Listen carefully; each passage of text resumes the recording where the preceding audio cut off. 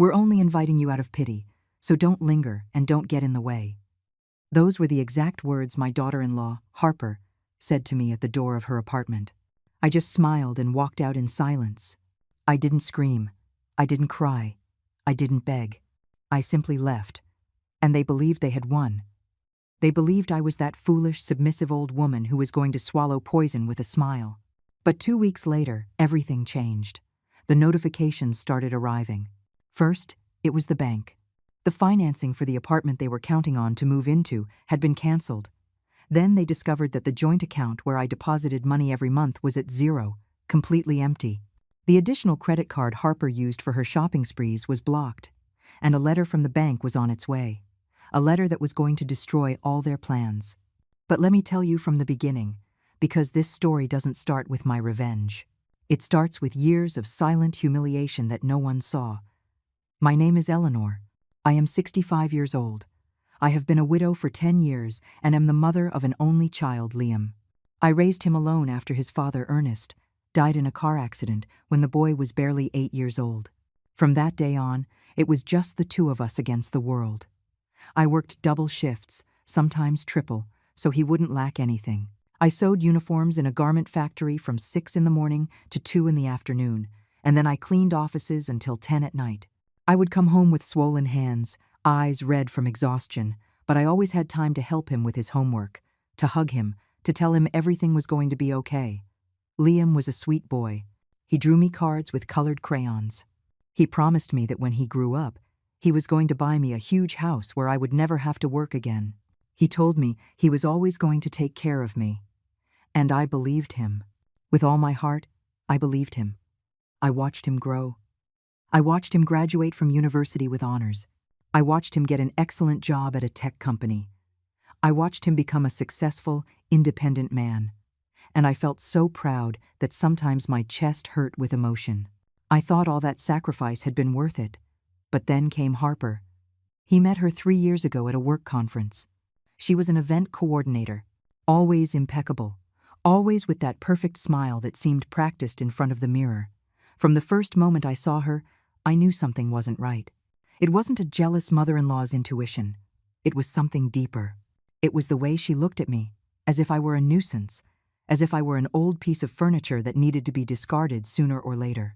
At first, they were small comments, disguised as jokes. "Oh, Eleanor, you're so old-fashioned. Oh, don't worry, you rest. We'll handle it." As if I were a useless elderly woman. Liam didn't say anything. He would just smile uncomfortably and change the subject. He never defended me. Not once. Then the exclusions began. The first Christmas after they got married, they hosted a family dinner. I found out through photos on social media. Everyone was there. Harper's parents, her siblings, her cousins.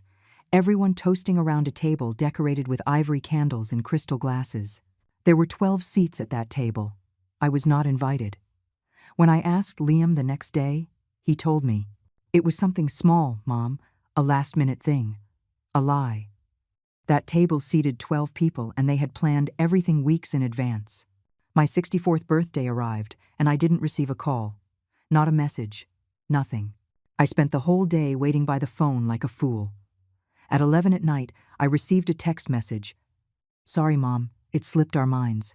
Happy birthday. It slipped their minds. The birthday of the woman who sacrificed her entire life for him simply slipped their minds. Little by little, I was disappearing from their lives. They no longer asked for my opinion on anything. When I visited them, Harper always had an excuse, a headache, an urgent call, an important meeting. And I kept insisting like an idiot. I kept calling, I kept cooking their favorite meals, I kept asking if they needed anything. But Harper always rejected everything. "We're on a diet. We already bought food. Better keep it for yourself." Until that night arrived. Liam's 32nd birthday. I arrived promptly at 7 in the evening with a chocolate cake I had made with my own hands. The one my son had loved since he was a child. I rang the doorbell and waited. I heard laughter inside. Music. The sound of glasses clinking. The door opened and there was Harper in an emerald green dress, perfect makeup, hair pulled back in an elegant bun. She looked me up and down with that expression of annoyance she no longer bothered to hide. "Eleanor," she said with a fake smile. What a surprise. I was invited, I replied, confused. Liam called me this morning. She sighed as if my presence were a huge inconvenience. She stepped aside just enough for me to see inside the apartment. There were at least 15 people inside, friends of theirs, co-workers, Harper's entire family, silver balloons hanging from the ceiling, a table full of expensive food and bottles of wine. A big party, a celebration planned in detail. And then Harper said those words I will never forget. We're only inviting you out of pity, Eleanor. So don't stay long and try not to get in the way. Everyone here is important people and we don't want any awkwardness. The world stopped for a second. I felt something inside me break into 1,000 pieces. It wasn't my heart. That had already been broken many times. It was something else. It was the last hope that I still mattered to someone, that I still had a place in my son's life. I looked over her shoulder, searching for Liam. He was there, standing by the table, with a glass of wine in his hand. Our eyes met for a second. I waited for him to say something, to defend me, to tell his wife that she was completely out of line. But Liam simply looked away and continued talking to his friends as if nothing was happening. That was when I understood everything. He knew. He agreed. I really was just a nuisance to them. I didn't say anything. I wasn't going to give them the show of seeing me cry. I simply smiled. A calm, almost kind smile. I saw Harper frown, confused by my reaction. I think she expected screaming or tears, but I was already beyond that. I handed her the cake I had brought. Happy birthday to Liam, I said with a calm voice. She took it reluctantly, as if it were trash. I turned around and walked toward the elevator with my back straight and my head held high. I heard the door close behind me with a dry thud. The laughter and music continued as if nothing had happened, as if I had never been there. Inside the elevator, I saw my reflection in the metallic mirror of the doors. A 65-year-old woman with gray hair pulled back in a simple bun, dressed in a cream-colored sweater I had chosen so carefully that morning. I looked tired. I looked old. But I also looked awake, as if something inside me had just opened up after years of being asleep. I drove to my house in complete silence. The streets were illuminated with those orange city lights that always seemed sad to me. I didn't play music. I didn't cry. I just drove on autopilot while my mind processed what had just happened. We're only inviting you out of pity. Those words spun in my head over and over like a broken record. I arrived at my apartment around 10 at night. I lived alone in a small but tidy apartment in the city center. 2 bedrooms, a modest living room, a kitchen where I almost never cooked because why cook if you are alone? The walls were light beige. Everything was functional. Everything was silent. Everything was empty. I took off my shoes and sat on the sofa without even turning on many lights. Only the corner lamp projected soft shadows against the wall. I closed my eyes and let the memories come, because I needed to understand how I had reached this point, how I had allowed them to treat me like this. I thought of my mother, Margaret. She died 15 years ago, but I still heard her in moments like this. She was a tough woman, one of those who survived hard times without bending.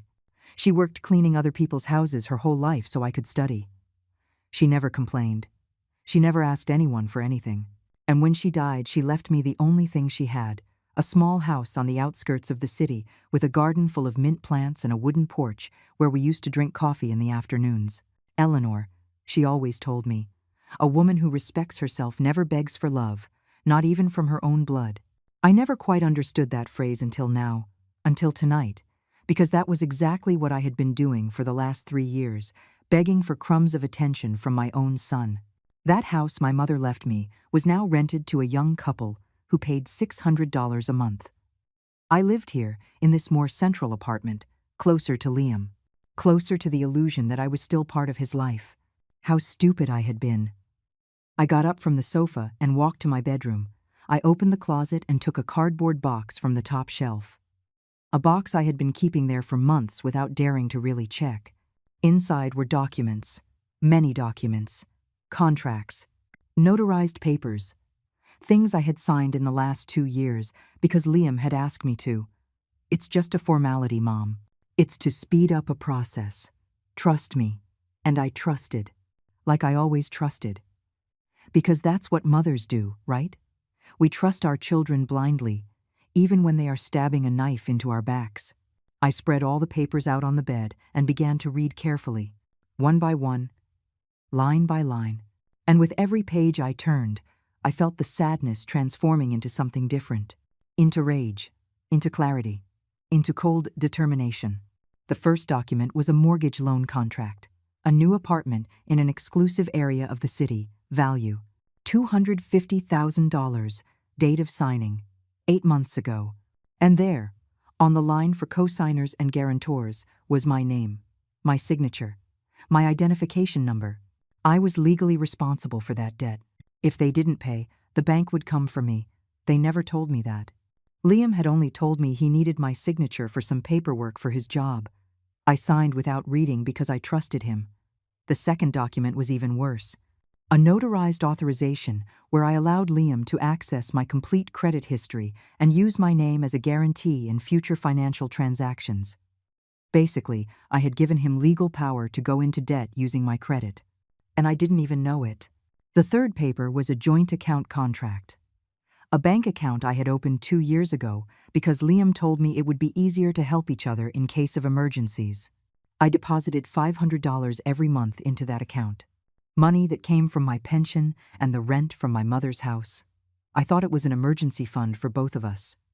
But according to the bank statements attached, they had been withdrawing that money monthly. All of it, down to the last cent. They used it for their personal expenses, for their outings, for their whims. I sat on the edge of the bed with the papers trembling in my hands. Not from fear, from rage. They had used me. They had manipulated me. They had turned me into their personal cash cow while treating me like trash. And the worst of all is that they had done it with my own consent.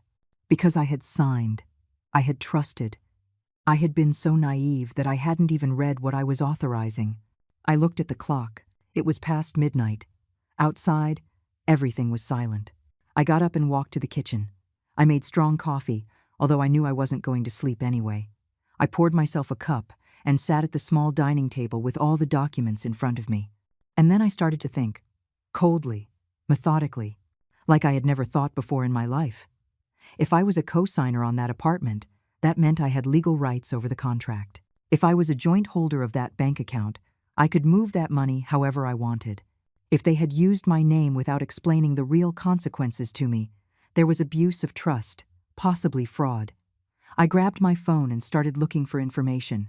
Co-signer laws, rights of co-borrowers, how to cancel bank authorizations, how to remove your name from mortgage contracts. I was reading until 4 a.m, taking notes, underlining important things, building a plan in my head. When the sun began to rise through the kitchen window, I already knew exactly what I was going to do. And it wasn't going to be fast. It wasn't going to be loud. It was going to be silent, legal, and completely irreversible. I showered. I dressed in comfortable clothes. I gathered all the documents and put them in a gray plastic folder. At 8 o'clock in the morning sharp, I called a law firm I had found on the internet, specialists in banking and family law. "Good morning," I said when they answered. "I need an urgent consultation. I believe financial fraud has been committed using my name, and I need to know what my legal options are." They gave me an appointment for that same afternoon at 3. Perfect. I spent the rest of the morning organizing everything. I printed the bank statements from the last 2 years. I made copies of all the contracts. I made a detailed list of every deposit I had made into that joint account. Every signature I had placed, without really understanding what I was authorizing. Everything. At 2:30, I left my house with the folder under my arm. The law firm was downtown, in a tall office building with enormous windows. I took the elevator to the 12th floor. The receptionist showed me into a conference room where a lawyer of about 40 named James was waiting for me. Dark gray suit, rectangular glasses, serious but kind expression. "Mrs. Eleanor," he greeted me, shaking my hand.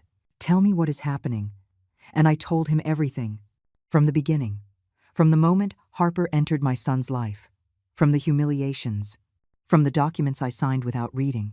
From the bank account they drained every month. From the apartment where I was a co-signer without really knowing it. From that night at the door where they told me they only invited me out of pity, James listened in silence, taking notes in a notebook. When I finished speaking, he reviewed each document carefully, one by one, reading the fine print, verifying dates, underlining clauses. After almost an hour, he looked up and looked me directly in the eye. "Mrs. Eleanor," he said with a firm voice, "you have several options here, and all of them are completely legal." James leaned back in his chair and interlaced his fingers on the table. He looked at me with a mixture of professionalism and something that seemed like genuine empathy. He had seen cases like mine before. That was obvious. But every story of abuse has its own bitter and unique flavor. "First, let's talk about the apartment," he began, pointing to the mortgage contract. "You appear here as a co-signer and solidary co-debtor. That means if your son and your daughter-in-law stop paying, the bank can come directly for you to collect the entirety of the debt, $250,000 plus interest." I felt a knot form in my stomach. "And what can I do?" "Legally, you can request removal as a co-signer if you demonstrate that you signed under incomplete or misleading information. We have evidence here that the implications of the contract were never clearly explained to you. That is abuse of trust. We can initiate a legal process to remove you from the contract. The problem is that takes time. Months, maybe. And the quick option?" I asked, because something inside me told me I didn't have months. I needed to act now. James smiled slightly. "The quick option is more drastic. You, as a co-borrower, have the right to demand the immediate liquidation of the debt or the sale of the property if you consider that your assets are at risk. Basically, you can force the acceleration of the loan. If they cannot pay the entirety of the loan immediately, the bank executes the guarantee and the apartment returns to the financial institution. They lose the property, and you are left free of responsibility. Is that legal?" "Completely. It is stipulated in the contract. Clause 17. Section B. Co-borrowers can demand early liquidation if they consider there is a risk of non-payment. And believe me, with the history you are showing me here, any judge is going to understand that you have sufficient reasons to protect your assets." I nodded slowly. "What else?" "The joint bank account," he continued, moving to another document. "Here the situation is simpler. You are a joint holder. That means you have full rights over the money deposited. You can withdraw everything, close the account, or simply stop depositing. They cannot do anything legally to stop you. And the additional card I gave my daughter-in-law, that card is in your name. You are the primary account holder. You can cancel it whenever you want with a simple call to the bank. You don't need anyone's authorization." I felt something warm beginning to grow in my chest. It wasn't hate, it was power, control. The feeling that for the first time in years, I held the cards in my hands. "There is a third thing," James said, pulling out another paper. "This authorization you signed giving access to your credit history and allowing them to use your name as a guarantee. This is more delicate because technically you gave consent, but again, there is evidence that they did not explain the real implications to you. We can revoke this authorization immediately with a notarized document. Once revoked, any future use of your name would be illegal. How long does all this take? If you want to move fast, we can have everything ready in a week. Notarized documents, requests to the bank, legal notifications, everything. But I need to know something, Mrs. Eleanor." He leaned forward and looked at me intently. "Are you sure you want to do this? Because once we start this process, there is no turning back. Your relationship with your son is going to change forever. It might be completely destroyed." I remained silent for a moment. I thought of Liam as a child drawing me cards with crayons. I thought of all those nights I stayed awake working to give him a better life. I thought of his promises that he was always going to take care of me. And then I thought of him that night at his party, looking away while his wife humiliated me at the door. "My relationship with my son is already destroyed," I said with a firm voice. Only I was the only one who didn't want to see it.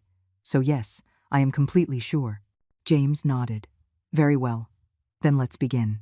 We spent the next 2 hours reviewing every detail. I signed authorizations. I filled out forms. I gave specific instructions on how I wanted to proceed. James explained to me that the whole process would be silent. They wouldn't know anything until the official notifications started arriving. And by then, it would already be too late to stop it. I left that building around 6 in the evening. The sun was beginning to set, staining the sky orange and violet. I walked to my car with the empty folder under my arm. All the documents had stayed with James. Now they were legal evidence. Now they were my ammunition. I drove back home feeling something strange. It wasn't exactly happiness. It was something deeper. It was the sensation of having recovered my dignity, of having stopped being a victim. During the next 4 days, nothing happened. Liam didn't call. He didn't write. Absolute silence. I didn't try to contact him either. For the first time in 3 years, I wasn't running after him begging for attention, and it felt liberating. On the 5th day, I received a call from James. "Mrs. Eleanor, we have all the documents ready. Tomorrow, first thing in the morning, we are going to present the request for liquidation of the mortgage credit to the bank. We are also going to formally notify the revocation of all the authorizations you signed. Are you ready?" "Completely ready," I replied without hesitating. "Good. One more thing. I suggest that this very afternoon you go to the bank and withdraw all the money from the joint account. Leave it at 0 and cancel that additional card. Do it before they realize what is happening." I hung up the phone and stared at the wall for a moment. This was the point of no return. A war was officially declared. But there was no longer fear in me, only determination. I changed my clothes. I put on brown pants and a cream-colored blouse. I pulled back my hair. I looked at myself in the mirror. That woman staring back at me was no longer the same one who had left that apartment humiliated a week ago. This woman had cold eyes and a set jaw. This woman had awakened. I arrived at the bank at 4 in the afternoon. It was a large branch with shiny marble floors and freezing air conditioning. I approached the executive service window. "Good afternoon," I greeted with a calm voice. "I need to make a withdrawal from a joint account and cancel an additional card." The executive asked for my identification and checked my account in the system. "Mrs. Eleanor, I see you have a joint account with a balance of $1,200. How much do you wish to withdraw?" "All of it," I said without wavering. "I want to close the account completely. And I also need to immediately block the additional card number 5578. She looked at me surprised, but professional. "Are you sure? This operation is irreversible. Completely sure." She made me sign several documents. Closing authorizations, cancellation of products, permanent card block, everything. 15 minutes later, I walked out of the bank with a cashier's check for $1,200 in my purse and the satisfaction of knowing that Harper was going to try to pay for something with that card, and it was going to be declined. That night I slept deeply for the first time in weeks. Without nightmares, without anxiety, just the peaceful sleep of someone who had finally taken control of their own life. The next morning, while I was drinking coffee in my kitchen, my phone rang. It was James. "It is done," he said simply. "The bank received the request for liquidation. They are going to notify your son in the next 48 hours. He has 30 days to pay the entirety of the credit, or the property will be foreclosed. We also sent the authorization revocations. Everything is in motion." I hung up and stared at my coffee cup. My hands were shaking slightly, not from fear, from adrenaline, from anticipation. Now all that was left was to wait for the bomb to drop. 2 days of absolute silence passed. 2 days in which I continued with my normal life as if nothing was happening. I got up early, made my coffee, read the newspaper, went for a walk in the park near my house, all with a strange calm that I didn't even recognize myself. It was as if a part of me were floating above everything, observing from afar, waiting for the moment when the storm would finally explode. And it exploded on Wednesday afternoon. I was in the kitchen preparing a salad for dinner when my phone started ringing. It was Liam. I let it ring. Once, twice, 3 times, call after call. Then the messages started. Dozens of messages. I could see the notifications piling up on the screen, but I wouldn't know. Not yet. I wanted them to feel the desperation. I wanted them to sweat. After the 10th call, I finally answered. "Hello, Liam," I said with a calm voice, almost bored. "Mom, what the hell did you do?" His voice sounded high-pitched, desperate, almost hysterical. I had never heard him like that, not even when he was a child and fell off his bicycle. "Excuse me? I don't understand what you mean. Don't play dumb. The bank just notified us that we have to pay off the entire apartment in 30 days, or we lose it. $250,000. Mom, do you have any idea what you are doing? I sat on a kitchen chair and crossed my legs. I looked at my fingernails with feigned indifference. Oh, that. Yes, I exercised my right as a co-signer to protect my assets, something completely legal according to the contract you made me sign.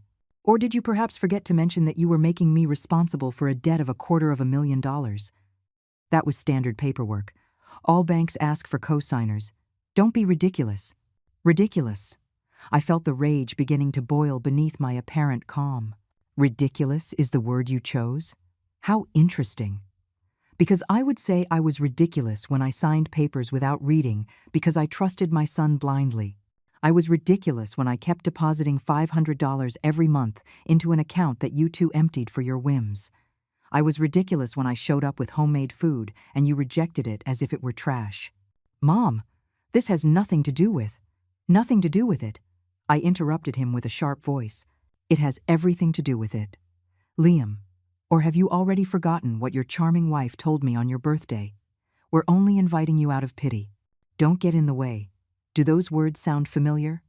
Because they stuck with me quite well. There was silence on the other end of the line. I could hear his agitated breathing. I could imagine him standing in his living room with a red face, gripping the phone tightly, searching for what to say. Harper didn't mean it that way. He tried to defend himself with a lower voice. She was stressed. She had a lot on her mind.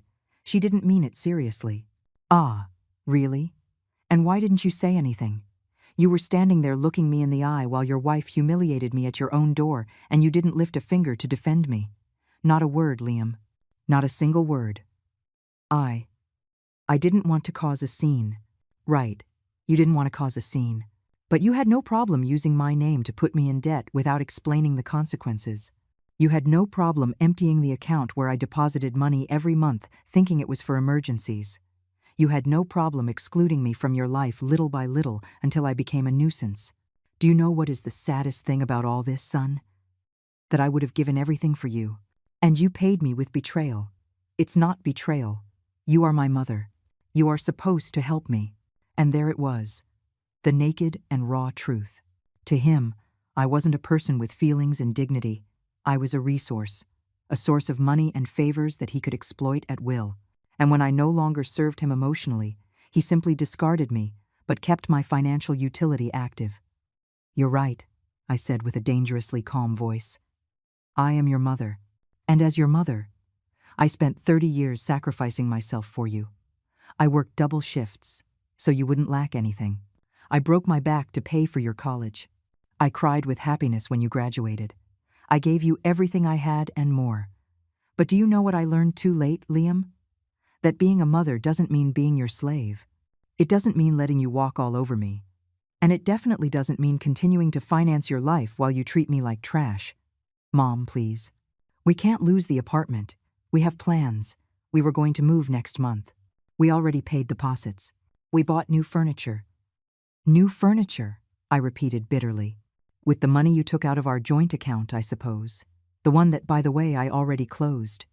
Oh, and before you ask, I also canceled the additional card that Harper used so generously. She won't be able to buy any more purses or shoes with my credit. What? Now he was shouting. You closed the account. Mom, there are automatic payments linked to that account. Utilities, subscriptions. What a pity.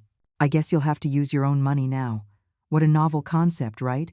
I can't believe you are doing this. After everything we have done for you, those words were like a slap in the face. I let out a dry laugh, without humor. Everything you have done for me, enlighten me. Liam, tell me exactly what you have done for me. Invited me to your wedding where you sat me at the last table with people I didn't even know? Forgotten my birthday? Excluded me from family dinners? Treated me like an employee when you needed me to watch your dog? Made me feel like my presence was a bother? Please, tell me. I am anxious to know. Silence. A long and uncomfortable silence where I could hear voices in the background. Harper was there. I could hear her talking fast, nervous. What is she saying? Did she fix everything? Tell her she has to fix this now. Mom? Liam's voice now sounded more controlled, more calculating. That tone he used when he tried to manipulate me. I know things haven't been perfect, I admit it. But we are family. Family forgives. Family supports each other. We can't let a misunderstanding destroy everything we have. A misunderstanding? I repeated the words slowly. Is that what you call it now? How convenient. Do you know what is the saddest part, Liam? That if you had come a week ago, if you had called after that night and told me, "Mom, forgive me, Harper crossed the line and I should have defended you," maybe things would be different. If you had shown even an ounce of genuine regret, maybe I would have reconsidered everything. But you didn't. A whole week passed and not a call, not a message, nothing, until the bank notified you, and suddenly you remembered you have a mother. I was going to call you. Don't lie. You were never good at lying. You are calling me because you need me, not because you care about me. And that is the difference between real love and interest. Okay, you want me to apologize? I'm sorry. Happy? Now fix this. And there it was again, the true face. He couldn't even fake sincere regret. He just wanted me to solve his problem. As always. No, I said simply. What? I said no. I am not going to fix anything. You got into this mess. You fix it. You have 30 days to get $250,000. That gives you enough time to sell some of those expensive things you bought with my money. Or maybe Harper's parents can help you. After all, they are always invited to everything. It's not like that. Harper's parents don't have that money. No one we know has that money. Then I guess you will have to learn to live with the consequences of your decisions. Like I had to learn. Mom, please. Now his voice was breaking. He was crying. Please don't do this. We are all we have. You and me. We are family. I felt something inside me tighten painfully. Because that was the voice of the boy I knew. The boy who cried after nightmares, and I hugged him until he calmed down. The boy who told me I was the best mom in the world. But that boy no longer existed. That boy had turned into a man who used me and despised me in equal measure. No, Liam, I said with a firm voice despite the lump in my throat. You decided we were no longer family when you allowed them to treat me like trash. When you signed documents behind my back. When you stole my peace of mind. I am just a cumbersome old woman invited out of pity. Remember? Those were the exact words. So now this cumbersome old woman is going to do what she should have done a long time ago. Take care of herself. I hung up the phone before he could respond. My hands were shaking. My heart was pounding. But I didn't cry. There were no tears left for them. I left the phone on the kitchen table and stared at it as if it were a bomb about to explode. I knew it was going to ring again. And I was right. 30 seconds later, the screen lit up again. Liam. I declined the call. He called again. I declined again. And again. And again. After the 6th call, I simply turned off the phone. The silence that followed was strange, heavy, but also liberating. I got up and walked to the living room window. Outside, it was getting dark. The city lights were beginning to turn on one by one like concrete fireflies. People were returning to their houses after work. Life went on its normal course, for everyone except for me. Because I had just crossed a line I never thought I would cross. I went to my bedroom and opened the drawer of the nightstand. There I kept a small wooden box with mother-of-pearl inlays that had belonged to my mother, Margaret. Inside were old letters, yellowed photographs, and a worn notebook where she wrote thoughts. I opened it carefully, as if it were a sacred object. I turned the pages slowly.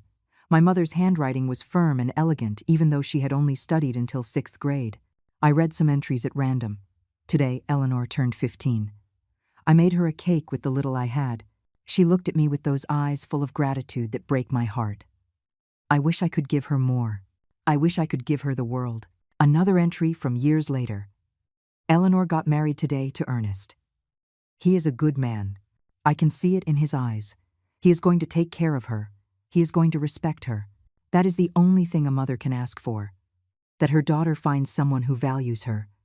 And one more, written only months before her death. I am tired. My body no longer responds like before. But I am not afraid of dying. I did what I had to do. I gave Eleanor the tools to be strong. Now I only hope she uses them when she needs them. I closed the notebook carefully and held it against my chest. I am already using them. Mom, I whispered to the empty air. Sorry for taking so long. That night I didn't sleep well. Not from regret, but from adrenaline. My mind kept replaying the conversation with Liam. Every word, every tone, every pathetic justification. And the more I thought about it, the clearer I saw the truth. I had allowed all this. I had been an accomplice to my own humiliation, for fear of being left alone, for fear of losing the only son I had. But what was the point of clinging to someone who had already let go of you a long time ago? The next morning I turned on the phone. I had 53 messages, 28 missed calls, most from Liam, but there were also some from unknown numbers that were probably from Harper using other people's phones. I didn't open any messages. I didn't listen to any voicemail. I simply blocked both numbers and left the phone on the table. At 10 in the morning, the doorbell of my apartment rang. I looked through the peephole and there was Liam. He looked terrible, deep circles under his eyes, messy hair, wrinkled shirt as if he had slept in it. He was alone, without Harper. How curious that she didn't come to face the music. I didn't open the door. "Mom, I know you're there," he said with a hoarse voice. "Your car is in the parking lot. Please, open up. We need to talk." I remained silent on the other side, with my back against the wall, listening. "Mom, please. I can't lose the apartment. You can't do this to me. I am your son. Your only son." His voice broke. "I beg you, open the door." Part of me wanted to open. That maternal part that never dies completely, no matter how much they hurt you. That part that remembers changing diapers at 3 in the morning and healing scraped knees and celebrating every small achievement as if it were a miracle. But another part of me, the part that had finally awakened, knew that if I opened that door, everything would have been in vain. "Mom, Harper, says she is going to talk to you, that she is going to apologize, that everything was a misunderstanding. Just give me a chance to fix this," Harper says. They weren't even his own words. He couldn't even articulate a genuine apology without his wife dictating what to say. I heard him slump against the door. I could imagine him sitting on the hallway floor with his head in his hands. He stayed there for almost an hour, talking, begging, crying. And I listened to every word without moving, without opening, without yielding. Finally he left.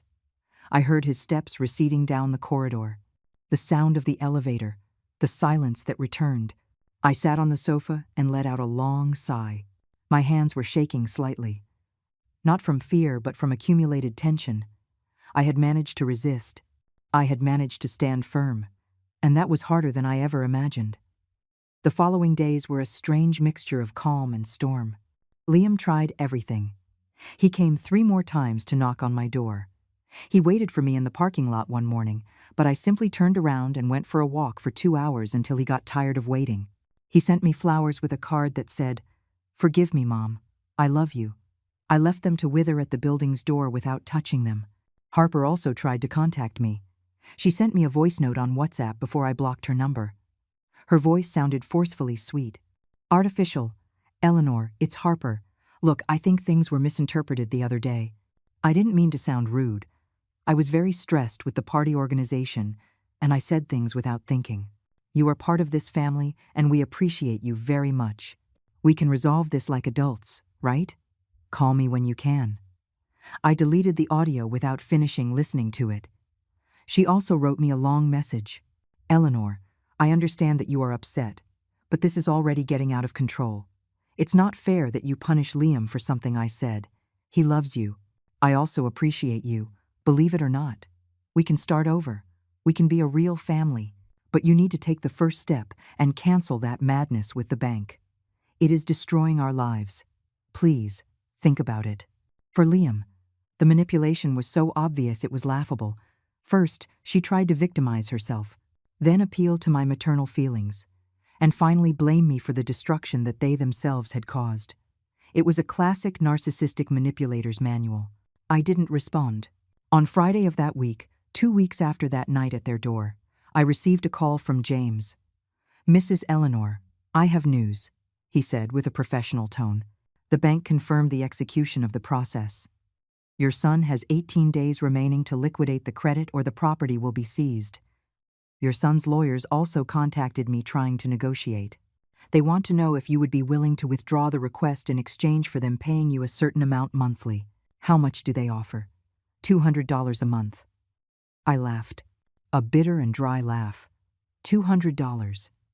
Less than half of what I voluntarily deposited into that account. They emptied every month. That is their idea of a fair negotiation. Obviously, it is a ridiculous offer, but legally I have to inform you. Tell them no. Tell them there is no possible negotiation. Either they pay everything in the next 18 days, or they lose the apartment. There is no middle ground. Understood? There is something else. Your son filed a lawsuit alleging that you are acting with malice and that your decision has no legal basis. It is a desperate attempt, but I had to inform you. I felt the rage rising in my throat. He is suing me. Yes, but don't worry. His case is weak. We have all the documentation proving that you signed under incomplete information and that you have every right to protect your assets. It won't prosper, but it does mean that this could drag on a little longer in the courts. Let him do it, I said, with a cold voice. Let him spend money on lawyers he doesn't have. Let him sink deeper. I don't care anymore. I hung up and stared at the phone. My own son was suing me. The boy I raised. The boy for whom I gave my life. He was taking me to court because I finally told him no. That night I took out a bottle of wine I had kept in the kitchen for months. I poured myself a large glass and sat on the balcony of my apartment. The air was fresh. The city shone down there like an ocean of lights. And I felt strangely at peace. Because for the first time in years, I wasn't begging. I wasn't waiting. I wasn't being invisible. I was being seen. Even if it was as the villain of his story. Even if they hated me. Even if they sued me. At least now they knew I existed. I took a sip of wine and raised the glass to the night sky. For you, Mom, I whispered. For teaching me that a woman who respects herself never begs for love. Not even from her own blood. The following days were strangely quiet. Like the silence that comes after a storm when everything is destroyed, but at least there is no more thunder. I established a new routine. I got up early. I made coffee. I read a book on the balcony while the sun came up. Simple things I had forgotten to do because I was always worried about Liam. Always thinking about how to get closer to him. How to let him know I was still there. Not anymore. One afternoon, almost 10 days after Liam's last visit to my door, I decided to do something I had been postponing for years. I drove to the outskirts of the city, to the neighborhood where I grew up, to the house my mother Margaret had left me as an inheritance. It was a small, one-story house with faded yellow walls and a terracotta-tiled roof. The front garden was full of mint plants growing wild and free. The wooden porch where we used to sit and drink coffee needed a coat of paint but was still firm. The young couple renting it kept everything decent. They paid promptly the $600 every month. They never caused problems. I parked in front of the house and sat there in the car for a long while, just looking, remembering. This house was where my mother had lived her last years. It was where I had grown up, where I had learned what it meant to work hard, where I had seen my mother come back every night with cracked hands from cleaning other people's houses so much, but always with her head held high. I took out my phone and dialed the number of the woman renting the house. She answered on the third ring. Mrs. Eleanor? What a surprise. Is everything okay? Hello, Sarah. Yes, everything is okay. Look, I'm calling you because I need to ask you something. How quickly could you guys look for another place if I needed the house back? There was a pause. Are you going to sell the house to us? Because if so, my husband and I would be very interested. We talked about that several times. That option hadn't even crossed my mind. I hadn't thought about selling. But let me ask you, how much could you offer? We have saved about $40,000. I know it's not much, but we could get a loan for the rest. The house is valued at about $80,000, according to what we saw on the internet. $80,000. It wasn't a fortune, but it wasn't little either. And suddenly an idea began to form in my head. A crazy idea, a liberating idea. Let me think about it, I told her. I'll call you in a few days. I hung up and stared at the house through the car window. What was I doing living in that small and sad central apartment when I could be here? In the place where my mother raised me. In the place that had history, that had soul, that had peace. I returned to my apartment with that idea spinning in my head. $80,000 for the house, plus the savings I had in the bank, plus my monthly pension. I could move to a cheaper place in another city. I could start from scratch. Far from here. Far from the memories. Far from Liam and Harper. Or I could move into my mother's house and rent out this apartment. The options were so many, and for the first time in years, I was the one deciding. On day 25, after the bank notification, my phone rang. It was an unknown number. I almost didn't answer, but something made me respond. Mrs. Eleanor. It was an older woman's voice. Formal. Polite. Yes, who is speaking? I am Patricia, Harper's mother. Excuse me for bothering you. I got your number from a mutual friend. I need to speak with you urgently. It is about my daughter and your son. I felt my jaw tighten. Harper's mother. The woman who had always been at all the family dinners while I was excluded. The one appearing in all the photos with her non-existent grandson while I disappeared from the narrative. I have nothing to talk to you about, I said coldly. Please, just listen to me for 5 minutes. Then, if you want to hang up on me, you are within your rights. But let me explain something you might not know. Something in her tone made me hesitate. She didn't sound arrogant or manipulative. She sounded tired, defeated even. 5 minutes, I said. Thank you. Look, I know you think we are a perfect family, that we have always been on Harper's side in everything. And you are right in part. I raised my daughter to be strong, independent, successful. But I also raised her with the wrong values. I taught her that money is everything, that marrying well is more important than marrying for love. That image is worth more than feelings. I kept silent, letting her speak. When Harper met Liam, I was happy. Not because he was a good man, which he is, but because he had a good job, because he came from less, and that meant he was going to value the lifestyle we could offer him. I pushed that marriage. I planted in my daughter's head the idea that you were a nuisance, that mothers-in-law are always trouble, that it was better to keep you away. I felt the rage beginning to boil in my chest. And why are you telling me all this now? What do you want? For me to withdraw the demand from the bank? For me to forgive your daughter? And for everything to go back to how it was? No, she said with a broken voice. I don't expect anything from you. I just want you to know that I was wrong, that I destroyed something I shouldn't have destroyed, because now that everything is falling apart, now that Liam and Harper are desperate, now that they have come to beg me to lend them money I don't have, just now I see the monster I helped create. They don't have the money? I asked with genuine curiosity. No, my husband and I are retired. We live on a pension. The house where we live still has a mortgage. We don't have $250,000. No one in our family has that amount. And believe me, Harper has called every relative we have begging for help. Something inside me felt strangely satisfied with that information. It wasn't joy exactly. It was justice. They thought they could use my name, my credit, my money, and that I was simply going to accept it because we were family. They never calculated that I could say enough. Mrs. Eleanor, Patricia continued, I don't know you. I don't know what kind of woman you are. But from the little I have seen in these days of desperation, I can say that you raised a son who had everything he needed. Education, opportunities, and he chose to waste that. He chose to bite the hand that fed him. That is not your fault. It is his fault, and it is also my fault for influencing my daughter to treat you like that. Why are you telling me all this? I asked with a tired voice. Because someone has to ask for your forgiveness. And that someone is me. Harper still doesn't understand what she did. Liam still thinks he is the victim. But I do understand. And I know no apology is going to repair the damage. But I still needed to tell you. There was a long silence.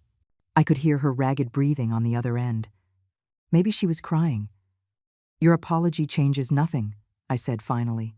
The bank is going to execute the apartment in 5 days if there isn't full payment. That is already out of my hands. I know.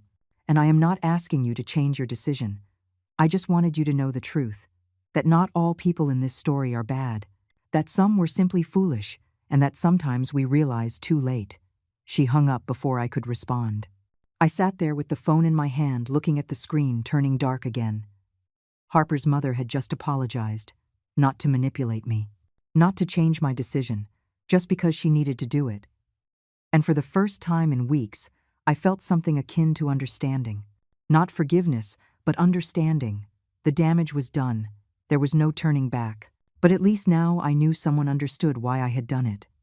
The last 5 days before the deadline expired were the strangest of this entire nightmare. There was a tense calm in the air, like when you know a storm is approaching, but you still don't know how destructive it will be. I continued with my routine. Coffee in the mornings, walks in the park, readings on the balcony, but always with the phone nearby, waiting. James called me on day 28. "Mrs. Eleanor, your son's lawyers made a final offer. They proposed that you accept a payment plan. They would pay $5,000 monthly for the next 50 months until the entire debt is liquidated. In exchange, you would withdraw the request for immediate execution." I did the math mentally. $5,000 for 50 months. $250,000. Mathematically, it worked. But there was a huge problem with that proposal. "James, where are they going to get $5,000 a month if they don't even have the full $250,000 now?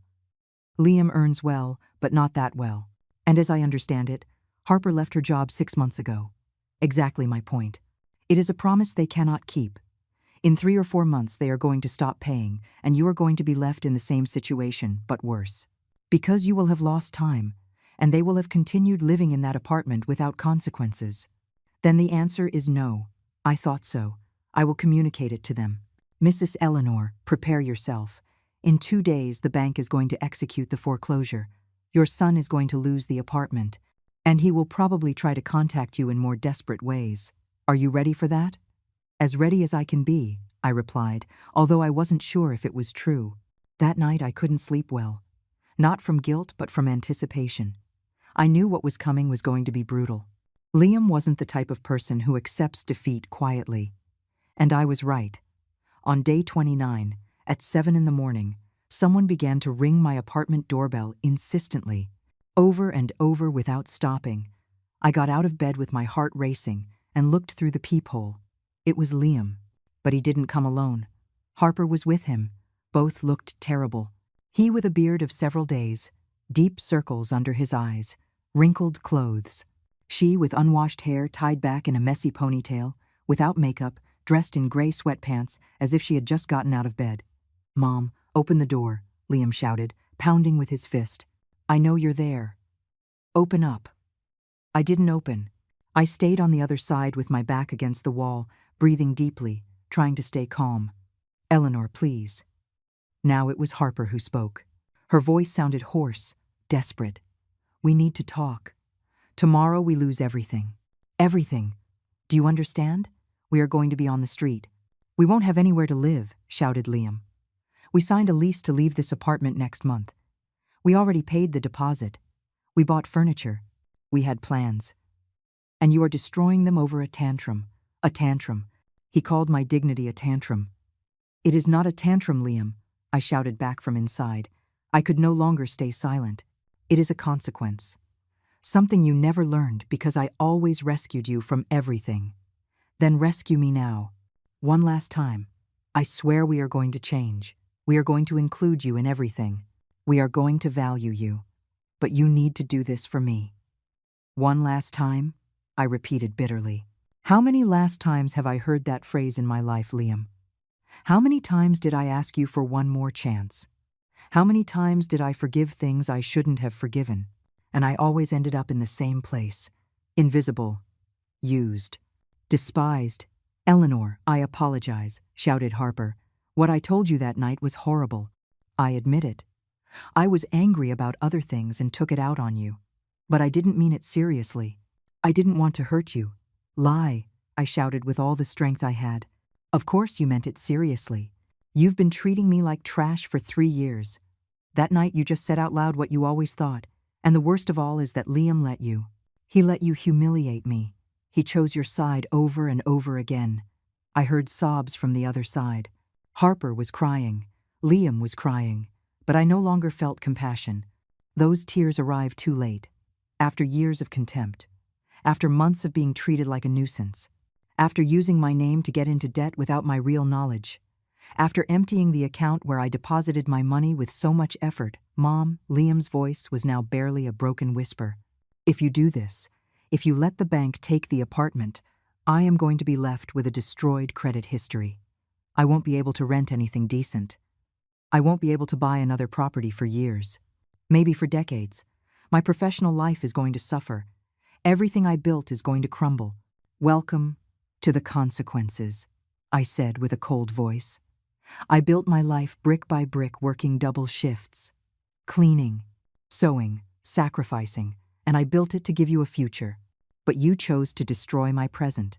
So now you are going to learn what I always knew, that in this life nothing is free, that actions have a price, and that when you betray the one who gave you everything, you end up losing everything. You can't be so cruel, sobbed Harper. We are family. Family. I let that word float in the air for a moment. Family doesn't use you. Family doesn't humiliate you. Family doesn't make you feel like you are extra. You decided I wasn't family a long time ago. I am just accepting your decision. Please. Liam pounded the door with desperation. I will pay you every cent. I will get a second job. Whatever. But don't do this to me. I am not doing anything to you that you didn't do to yourself. You used my name. You signed contracts without explaining to me. You emptied my account. You excluded me from your life. And when I finally reacted, when I finally said enough, what did you do? You sued me, your own mother. So don't come now asking me for mercy when you had none with me. There was a long and heavy silence on the other side of the door. I only heard ragged breaths and choked sobs. Then Liam spoke again, but this time his voice was different. He was no longer begging. There was something dark in his tone. All right, he said slowly. If that is what you want, if you want to destroy me, if you want me to lose everything, go ahead. But I want you to know something. Mom, this doesn't end here. I am going to remember this for the rest of my life. I am going to remember that when I needed you most, you turned your back on me. That you chose revenge over your own son. And when you are truly old, when you are sick, when you need help, I am going to remember this day, and I'm going to give you exactly the same thing you are giving me now. Nothing. Those words went through me like knives, because they were the final confirmation of what I always suspected. To him, I only had value as long as I was useful. And now that I no longer served his purposes, he threatened me with abandonment, as if he hadn't spent the last 3 years abandoning me emotionally, as if his future absence were a worse punishment than his present contempt.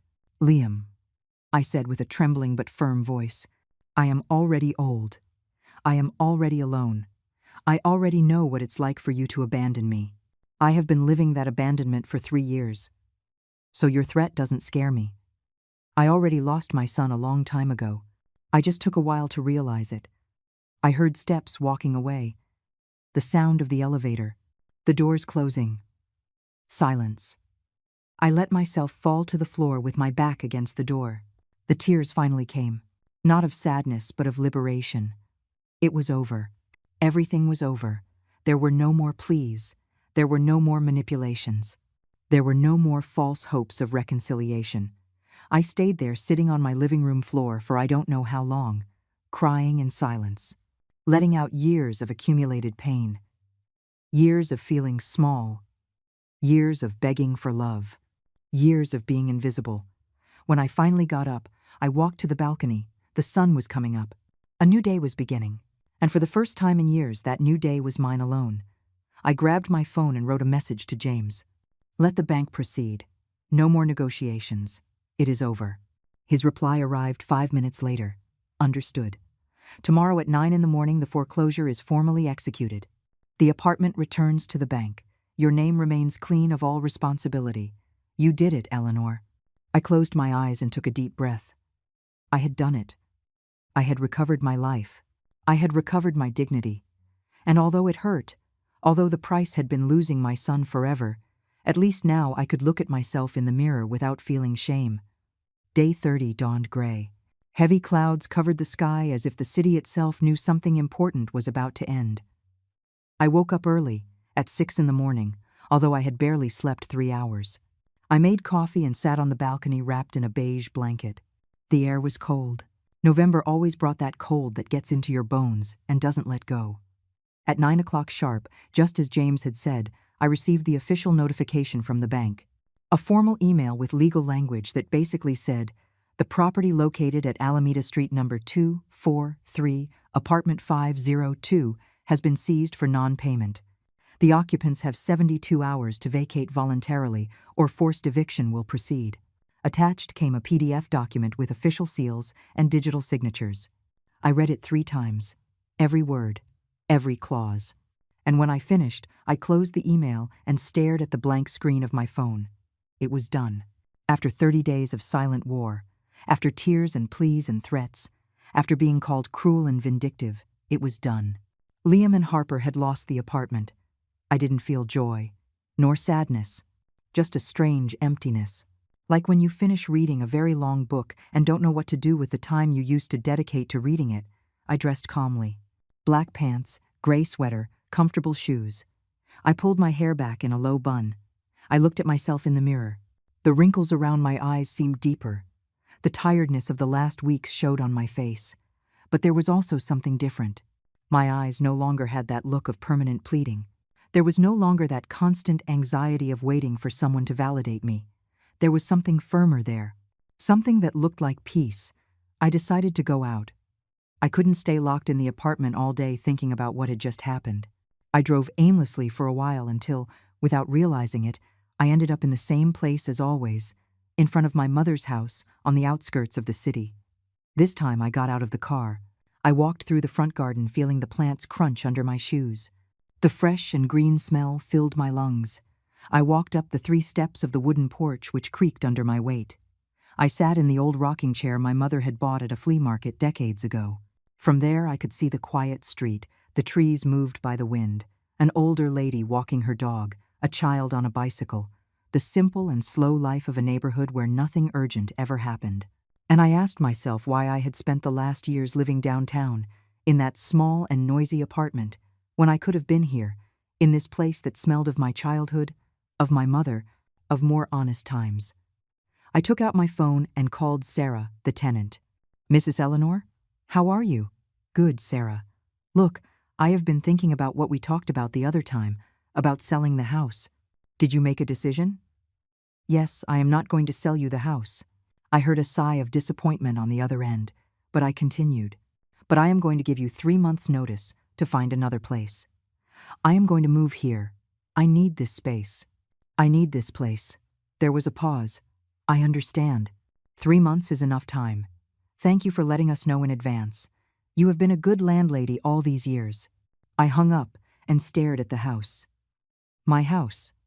The place where I was going to start over. At my 65 years, I was going back to the beginning. But this time not as a scared girl, but as a woman who finally knew her worth. The phone vibrated. A message from an unknown number. I opened it cautiously. "I hope you are happy. We are left with nothing. No apartment, no credit, no future. All because of your selfishness. But relax. Someday you are going to need something from us, and that day you are going to remember what you did." It was from Harper. I recognized her writing style full of drama and victimization. I didn't respond. I simply blocked the number. I no longer had energy for her manipulations. 5 minutes later, another message arrived. Another unknown number. This time it was longer. "Mom, today they gave us the official notification. We have 3 days to get our things out of the apartment. 3 days to dismantle the life we built, the furniture we bought, the plans we had. Everything destroyed. And the worst of all is that you don't even feel remorse. You believe this is justice, but it is just cruelty. You are a bitter woman who couldn't stand seeing her son happy, who couldn't stand that I chose my wife over you, because that is what really bothers you, right? That you are no longer the center of my world, that you can no longer control me. Well, congratulations. You achieved your revenge. But you lost your son forever. I hope it is worth sleeping alone the rest of your life, knowing that you were the one who destroyed this family." I read the complete message without emotions. Every word was designed to hurt me, to make me feel guilty, to manipulate me one last time. But it no longer worked, because I knew the truth. I didn't destroy anything. I just stopped holding up something that was already broken.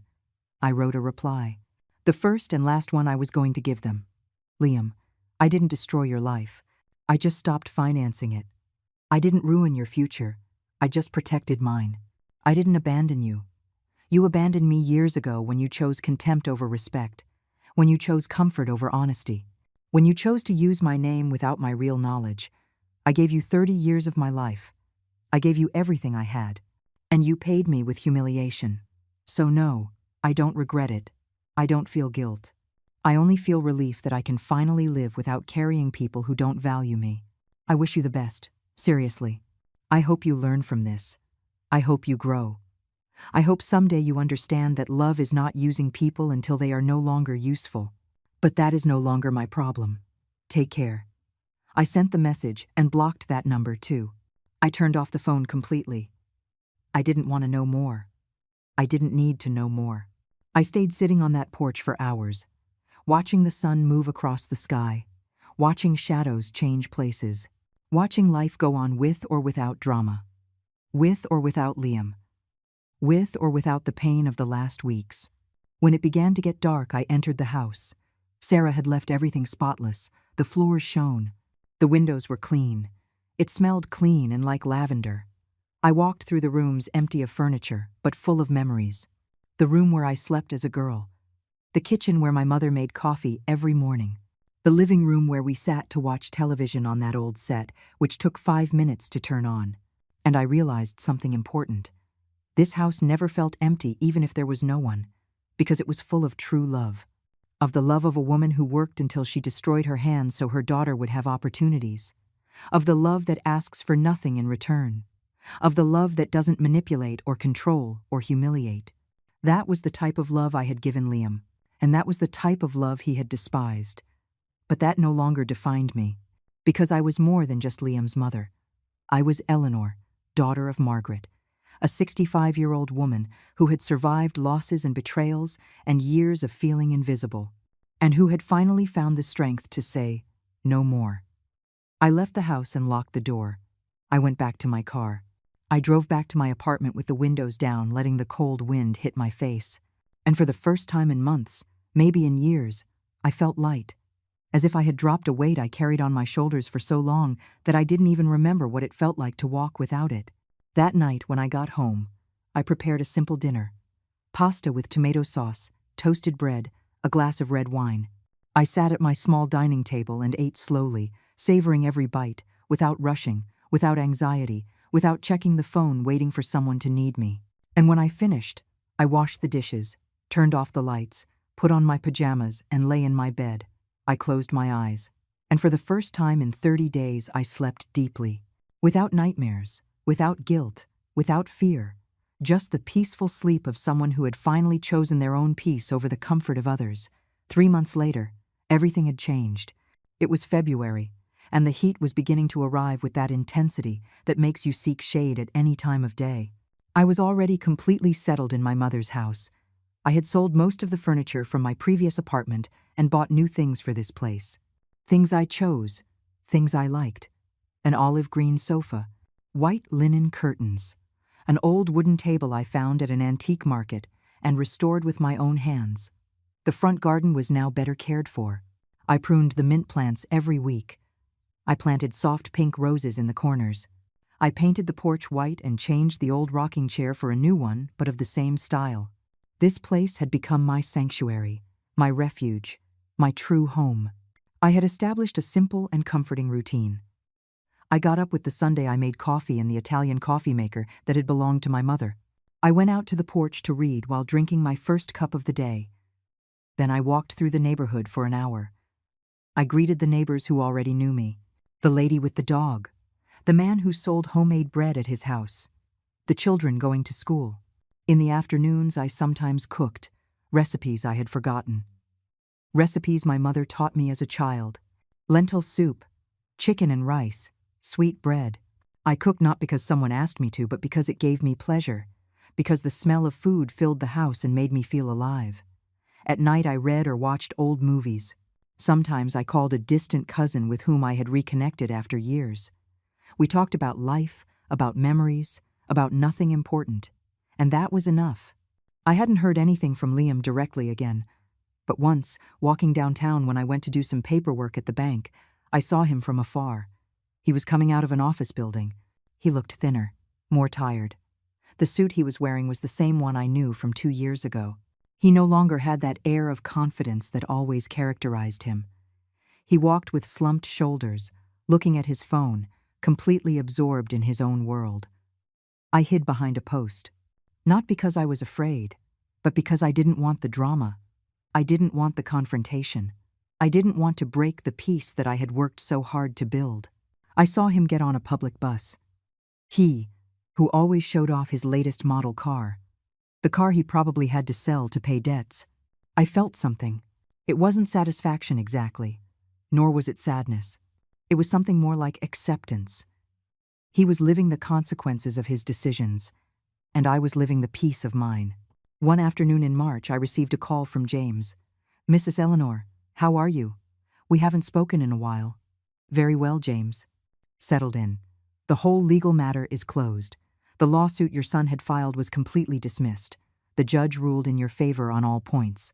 Your name remained completely clean. There is no debt associated with you. You are officially free." Officially free. Those words sounded like music. Thank you, James. For everything. For guiding me in this. For not judging me. There is nothing to thank. You did the right thing. And I hope you can now enjoy your life without that weight on you. I hung up and stared at the garden through the living room window. Free. After years of carrying responsibilities that didn't belong to me. After years of feeling tied to people who drained me emotionally. Finally, I was free. That same week, something unexpected happened. I was watering the garden plants when I saw a car park in front of my house. It was a modest car, white, belonging to Patricia, Harper's mother. She carried a bouquet of yellow flowers in her hands. I tensed immediately. I didn't know what to expect. But she walked toward me with a slow, almost shy step. "Eleanor," she said with a soft voice. "Sorry for coming without warning. I know you might not want to see me, but I needed to do this." "What thing?" I asked, without hostility but without warmth either. "To bring you this." She handed me the flowers, "and to tell you that you were right. About everything. My daughter and your son are now living in a small apartment in a cheap area. Liam had to get a second job. Harper had to go back to work. They are struggling. They are paying consequences. And do you know what is the saddest part? That finally they are learning. Learning what? That life owes them nothing. That they cannot use people. That respect is earned, not demanded. Harper called me crying last week. She told me she now understands everything you did for Liam, because she is working 10 hours a day and barely makes enough to cover expenses. And only now does she realize what it means to sacrifice for someone. I am glad they are learning," I said sincerely. "Seriously. I don't wish them harm. I just wanted them to understand." They understood. Too late, maybe, but they understood. Patricia looked me directly in the eye. "Do you think someday you can forgive them?" I thought about it for a long moment. "I don't know. Maybe. But not now. Now I need to heal. I need to live for me. For the first time in decades, I need to think about Eleanor before thinking about everyone else." She nodded with understanding. "It is fair. Very fair. I just wanted you to know that if someday, in the future, you decide to give them another chance, I think now they will value it. But if you don't do it, I also understand. No one has the right to ask you for more than what you already gave." She said goodbye with a brief hug and left. I stayed standing there with the bouquet of flowers in my hands. I put them in a vase with water and placed them on the dining table. They were pretty, simple, like this new life I was building. The following weeks were quiet. I started taking pottery classes at a community center near home. I met other women my age, some widows like me, others divorced, others simply alone, but all with stories, all with scars, all learning to live again. One afternoon, while I was molding a clay cup on the wheel, one of them asked me, "Eleanor, do you have children?" The question took me by surprise. Before I would have answered automatically, "Yes, a son." But this time I thought better of it. "I had a son," I said slowly. "But we no longer have a relationship. It was painful but necessary." She nodded without judging. "Sometimes biological family is not real family. Sometimes real family is the one we choose. the one that respects us, the one that values us. She was right, and I was beginning to build that chosen family. With these women from the workshop, with my neighbors, with my cousin, with the people who treated me with dignity. One night in April, almost 6 months after everything that had happened, I was sitting on the porch watching the stars when I felt a deep peace flood me completely. It wasn't euphoric happiness. It was something better. It was contentment. It was the feeling of being exactly where I should be, of having made the right decisions, even if they were the hardest ones. I thought of my mother, Margaret, of how she would have been proud to see me now, of how she would have applauded my courage, of how she would have said, "That's how it's done, daughter. That's how one defends one's dignity." And I thought of all the women who are going through the same thing I went through, those who are being used, those who are being despised, those who are begging for love from people who don't value them, and I wanted to tell them something. I wanted them to know there is a way out, that there is life after pain, that it is never too late to choose yourself. Because if someone out there is living something similar to what I lived, if someone feels invisible in their own family, if someone is carrying people who only look for them when they need them, I want them to know this. You are not selfish for setting boundaries. You are not cruel for protecting your peace. You are not a bad person for saying enough. You deserve respect. You deserve true love. You deserve to be valued. And if you have to walk away from your own blood to find your tranquility, it is okay. It is more than okay.